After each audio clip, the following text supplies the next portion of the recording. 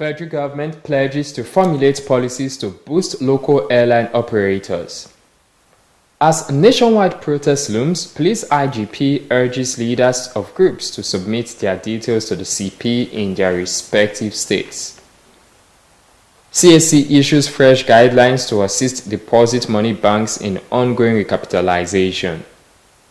Abroad, Israel's military strikes a school in Gaza, killing over 30 persons. Good evening and welcome to the Delta Television News at 8. I am Ogaga Ekama. The federal government has pledged to formulate policies aimed at boosting the capacities of local airline operators. The Minister of Aviation and Aerospace Development, Mr. Festus Keyamo, SAN, gave the assurance at the 28th edition of the League of Aviation and Airport Correspondents LAC conference in Lagos. Mr. Keyamo also said that development of maintenance repair organization (MRO) facilities in some parts of the country was a priority of the government. The minister said MRO development would help in advancing the aviation industry as investors from Europe, Asia, America, and the Middle East were talking with the federal government on how to invest in the organization.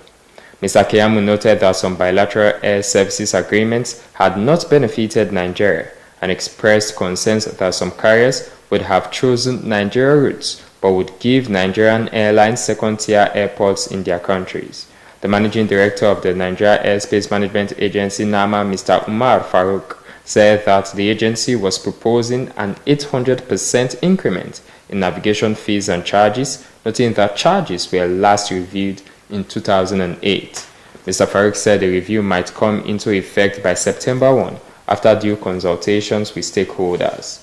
The NAMA boss proposed that en route and termination navigation charges should be reviewed from 2,000 and 6,000 to 18,000 and 104,000 naira per flight, adding that without funds, the agency could not discharge its safety responsibilities effectively. The chairman of the conference and chief executive officer of SITA Aviation Fueling Limited, Mr. Dr. Thomas Ogungbagbe, said the Nigerian aviation sector, like many others around the world, have been severely impacted by the macroeconomic environment. Dr. Ogungbagbe said that high cost of fuel, poor access to foreign exchange, weakening currency, and the constant need for maintenance and infrastructure improvement were some challenges to be surmounted. He said the challenges also presented the country with a unique opportunity to innovate, collaborate, and drive the industry forward.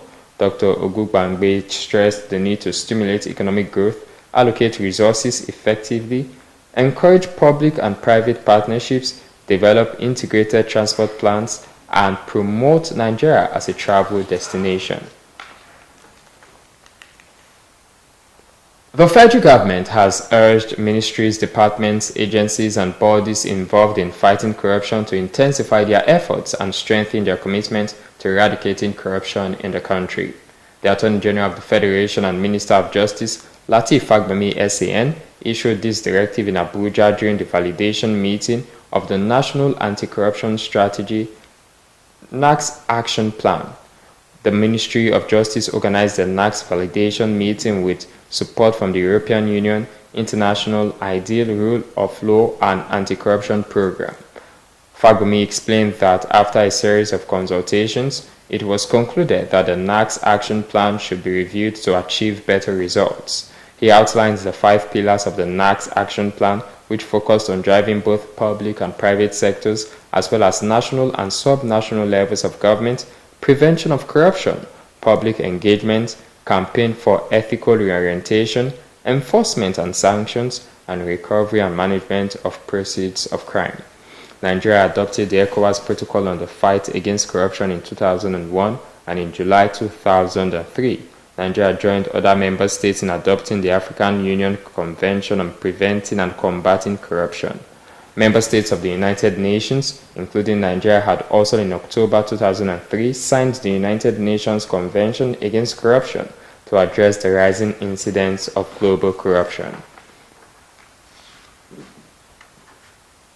President Bola Tinubu has approved the establishment of the Sector-Wide Coordinating Office Program Management Unit SCO-PMU, domiciled in the Office of the Coordinating Minister of Health and Social Welfare. A statement by Mr. Adrian Gelale, Tinubu's media aide, said the move was to ensure efficient, transparent and accountable management of external grants mobilized towards the implementation of the Nigeria Health Sector Renewal Investment Initiative NHS-RII. According to the statement, SCO-PMU will report to a steering committee, Ministerial Oversight Committee, chaired by the Minister with members including the Minister of State and the Ministry's Permanent Secretary, Ministry of Finance, Ministry of Budget and Economic Planning, and relevant development partners. The statement said the SCO-PMU will serve as the Secretariat and Delivery Unit for the NHS-RII and will be headed by a national coordinator. It added that the functions of SCO-PMU included program management, monitoring and evaluation, engagement and supervision of independent verification agents for NHS-RII programs, and fiduciary management, among others. So far, $2.2 billion has been mobilized in external financing to catalyze the implementation of NHS-RII through financial commitments from various development partners. Meanwhile, the President has approved the appointment of Dr. Muntaka Sadiq as the National Coordinator of SCO-PMU. The statement said Dr. Sadiq had over 17 years of experience in public health, impact investing, investment banking, energy, and climate financing across the health, finance, climate, and energy sectors. According to the statement, he had served as head of the Performance Management and Delivery Unit at the Federal Ministry of Health and Social Welfare, Chief Executive Officer of the Private Sector Health Alliance of Nigeria, head of the Nigeria Energy Transition Office, and the Private Sector Engagement Advisor at the World Bank. A doctoral candidate in public health at the London School of Hygiene and Tropical Medicine, Dr. Sadiq holds an MPhil in Bioscience Enterprise from the University of Cambridge and an MBBS degree from Imperial College, London. The Vice President, Senator Kashim Shettima, has said it is a time to resolve problems and not protest, as the federal government announced its participation in the Grand Challenges Nigeria project, a global health initiative aimed at combating malnutrition and food insecurity in Nigeria. Senator Shettima stated this during a high-level meeting at the Presidential Villa, Abuja. He emphasized the need for constructive action over protests, even as he acknowledged the hardship being faced by Nigerians due to recent economic reforms, particularly the removal of fuel subsidy. The Vice President called on Nigerians to advocate for diplomacy, engagement, and patience, saying that President Tinubu is committed to the Nigerian project. Meanwhile, the Minister of State for Petroleum Resources, Mr. Heineken Lokpobiri, has urged Nigerians, especially the youth in the Niger Delta, to remain calm and avoid participating in the proposed nationwide protest. Mr. Lokpobiri, in a statement by Special Advisor, Media and Communication, Mrs. Nnamaka Okafor, said it was essential to approach issues constructively, noting that President Bola Tinubu was dedicated to revitalizing the economy and bringing renewed hope through well-thought-out policies and programs. He said Nigerians need to stand up together and support the initiatives being put in place, as collective efforts would pave the way for a more prosperous Nigeria. The minister, who acknowledged the role of protest in a democracy, however, warned against those who might exploit these events for malicious purposes. Mr. Lokpobiri appealed to the youth and all Nigerians to support government's efforts to achieve the desired progress and avoid actions that could jeopardize the collective future. The Inspector General of Police, IGP Mr. Kayode Egbetokun, has urged leaders of all groups planning to participate in the proposed nationwide protest to submit their details to the Commissioners of Police in their respective states. The planned action tagged #EndBadGovernance protest has been scheduled to be held across all states of the Federation, as well as the Federal Capital Territory FCT Abuja next week. The organizers of the protest have been faceless. Mr. Egbetokun said intelligence reports indicated the involvement of foreign mercenaries in the proposed nationwide protest, even as he urged Nigerians to exercise caution and reconsider before joining any protest group. The IGP noted that the force have put measures in place to ensure that there was no breakdown of law and order in case there would be any protest. Mr. Egbetikun urged intending protesters to cooperate with the police, adding that the force would be on standby to maintain law and order. The Nigeria Security and Civil Defense Corps (NSCDC) has instructed all state commandants and their personnel to safeguard the nation's critical infrastructure in light of the upcoming nationwide protest. The NSCDC Commandant General Ahmed Aoudi, through a statement from the Corps Public Relations Officer Babawale Afolabi, highlighted the NSCDC's dedication to protecting vital infrastructure, including oil pipelines, electrical power installations, communication equipment, and railway facilities. General Aoudi reaffirmed the Corps' commitment to the Safe Schools Initiative and all government-provided utilities designed for public convenience and comfort, adding that the NSCDC remains devoted to ensuring the security and safety of the essential services. The NSCDC Commandant General acknowledged that the current difficulties were not unique to Nigeria and cautioned Nigerian youths to avoid being manipulated by anonymous and anti-government figures who may have hidden agendas and ulterior motives behind organizing such protests.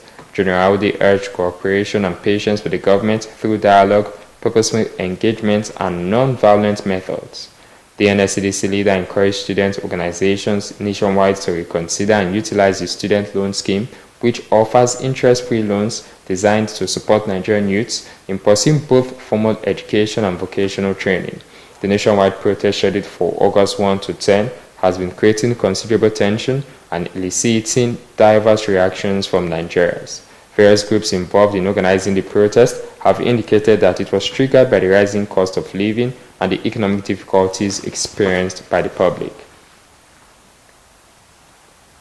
In a related development, the Christian Association of Nigeria (CAN) has announced its support through prayers for intervention in the nationwide protest planned to begin from August 1 by youths and other groups over the economic hardships in the country. A statement signed by President Archbishop Daniel Oko CAN said the cries of the people underscore the severe difficulties faced daily as families struggle to afford basic necessities and sustain their livelihoods. It noted that it was imperative to uphold the constitutional rights of every Nigerian to peacefully protest and express their grievances, as the right to assemble and voice discontent was a cornerstone of democracy and must be protected and respected by all. CAN urged Nigerians to also consider alternative means of expressing their grievances, such as dialogue, petitions, and town hall meetings, so that hoodlums would not hijack the process. The body called on the government to cut the cost of governance and to implement the newly approved national minimum wage to alleviate the hardships in the land. CAN admonished Nigerians to seek positive change with the spirit of peace, love, and unity to have a better Nigeria. Still to come, Israel's military strikes a school in Gaza, killing over 30 persons. Details of this and more coming up shortly.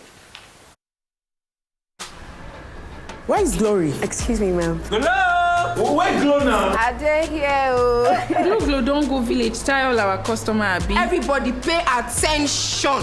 See, now Glow dedicated 10x. Now he might they take tension my customers. Now they dash me 10 times the credits when I load. Or even summer me double data join. Yeah. Wait, so with 1.5 when they give all of us, so you then enjoy up to 15,000 naira credit and data. And I say I never finish you. See, when I say if we enjoy, if I join Glow dedicated 10x, when I go get 1,000 naira welcome credits. Finish. Glow, you don't win. Una see dey here. Hello, please, I'm looking for Glow. Please save now Glow with the fine. Now Glow with the go. Okay, so Enjoy 10 times the value of your recharge on Glow Berekete 10X. You also get 1,000 naira for calls and data and double data bonus on your subscription.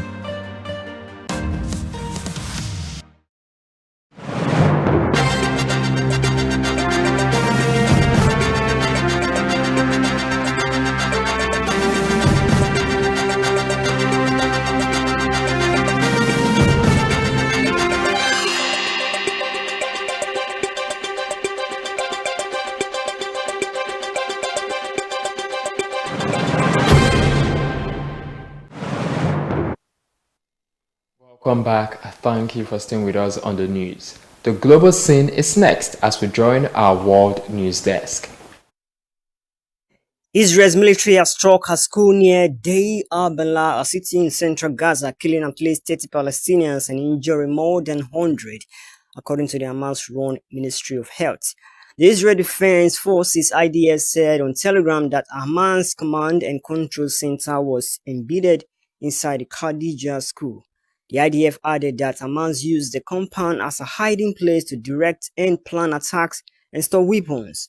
Gaza Health Ministry said footage showed the victims were civilians, most of them were children. Gaza Civil Defense Service said the school was sheltering displaced people. Hamas condemned the attack in a statement on Telegram, saying displaced sick and wounded people, most of whom were women and children, were killed. The IDF said that before the strike, it took steps to reduce the risk to civilians, including the use of appropriate munitions, area surveillance, and additional intelligence. Gaza's health ministry said 53 people had been killed and 189 injured since this morning due to IDF bombing in Deir al-Balah and the southern city of Khan Yunis. The strike occurred as Israel continues its months-long military campaign in Gaza that has killed more than 39,000 Palestinians, according to the Gaza Health Ministry. The fierce wildfire which swept through the Canadian town of Jasper in recent days melted cars to the road and turned homes to ashes. The first image of the devastation at the famous tourist town have emerged after a 100 firewalls swept through late on Wednesday.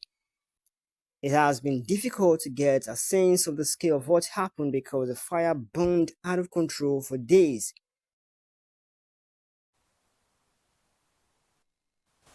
Let's join our business news desk for happenings in the business sector. The Corporate Affairs Commission has issued fresh guidelines to assist deposit money banks in the ongoing recapitalization. The Commission, in a statement signed by its management and posted on its Facebook account, said the new directive is pursuant to its powers under Section 8, Subsection 1, Part E of the Companies and Allied Matters Act No. 3 of 2020, stressing immediate adherence to the policy. It said the new guidelines were issued to guide proper filing for new incorporations, increase in share capitals, mergers, and upgrade or downgrade of license authorization. For new incorporations, the CAC stated that the intending applicants must submit necessary requirements, including an approved name reservation or availability, approval in principle from sector regulator, duly completed online incorporation form, and payment of stamp duty and filing fees for the category of license authorization. It added that a certificate of incorporation would be issued within 24 hours for applicants that satisfy all requirements for incorporation of companies prescribed in the Commission's operations checklist available at the company's website. The Naira yesterday depreciated to 1,610 Naira per dollar in the parallel market from 1,580 Naira per dollar on Thursday. The Naira also depreciated to 1,609.29 Naira per dollar in the Nigerian Autonomous Foreign Exchange Market (NAFEM) yesterday.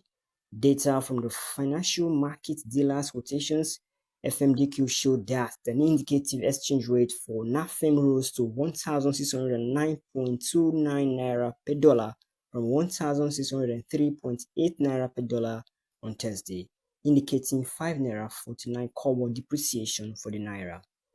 The volume of dollars traded turnover in markets increased by 28.6% to $168.63 million from $131.09 million traded on Thursday. Consequently, the margin between the parallel market and NAFEM rate narrowed to 71 kobo per dollar from 18.8 Naira per dollar on Thursday. President Bola Tinubu has expressed support for Team Nigeria at the 2024 Paris Olympic Games. The president, in a statement by spokesman Adjuri Gelale, assured the athletes representing the country of his full support and that of over 200 million Nigerians back home praying and cheering for their success. The games officially opened with a parade of nations and 88 athletes, including 63 women and 25 men, who were proudly flying Nigeria's flag in 12 sports at the Olympics. President Tinubu said he looked forward to watching the nation's flag bearer Tobi Amusan, the current world record holder in the 100 meters hurdles, and other athletes compete with honor and dedication on the international stage. The president enjoined the athletes to exhibit the resilience, courage, respect, self-control, and good sportsmanship that Nigerians are known for. President Tinubu urged the coaching crew, support staff, and Nigerian spectators who will be watching the games in Paris to remain worthy ambassadors of the country. The Paris 2024 Olympic Games billed to end on August 11 includes 10,714 athletes from 206 countries. The Senate has expressed sadness over the sudden death of Senator Ifeanyi Ubah of the All Progressives Congress (APC), who represented Anambra South Senatorial District. A statement by the Chairman Senate Committee on Media and Public Affairs, Senator Adeyemi Adaramodu of the APC Ekiti South, described Senator Ubah as an exemplary leader, a committed public servant, and a strong advocate for his constituents. According to the statement, his untimely departure represented a significant loss to the Senate, his community, and the nation at large. The statement said prior to his illustrious career in public service, Senator Ifeanyi Ubah distinguished himself as a prominent businessman and philanthropist, and as the founder and CEO of Capital Oil and Gas Industries Limited. He made substantial contributions to Nigeria's energy sector, fostering economic growth and creating numerous job opportunities.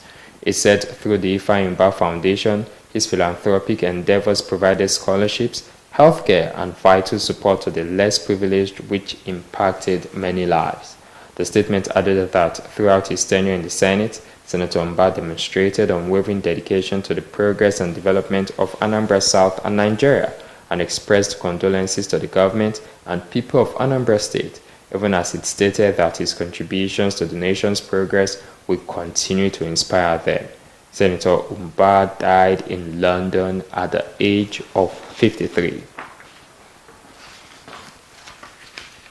Next is the thought for the day. Attitude is a little thing that makes a big difference. To end the news, here again are the highlights. The federal government has pledged to formulate policies aimed at boosting the capacities of local airline operators. The Minister of Aviation and Aerospace Development, Mr. Festus Keyamo, SAN, gave the assurance at the 28th edition of the League of Aviation and Airport Correspondents Conference in Lagos. The Inspector General of Police, IGP Kayode Egbetoku, has urged leaders of all groups planning to participate in the proposed nationwide protest to submit their details to the Commissioners of Police in their respective states. The planned action tagged #EndBadGovernance protest has been scheduled to be held across all states of the Federation, as well as the Federal Capital Territory FCT Abuja next week. The Corporate Affairs Commission (CAC) has issued fresh guidelines to assist deposit money banks in the ongoing recapitalization. The Commission, in a statement signed by its management and posted on its Facebook account, said the new directive is pursuant to its powers under Section 8, Subsection 1E of the Companies and Allied Matters Act No. 3 of 2020, stressing immediate adherence to the policy. On abroad, Israel's military has struck a school near Deir al-Balah, a city in central Gaza, killing at least 30 Palestinians and injuring more than 100. The Israel Defense Force said on Telegram that a Hamas command and control center was embedded inside the Khadija school. That's the news. Thank you so much for watching. I am Ogaga Ikama. Good evening.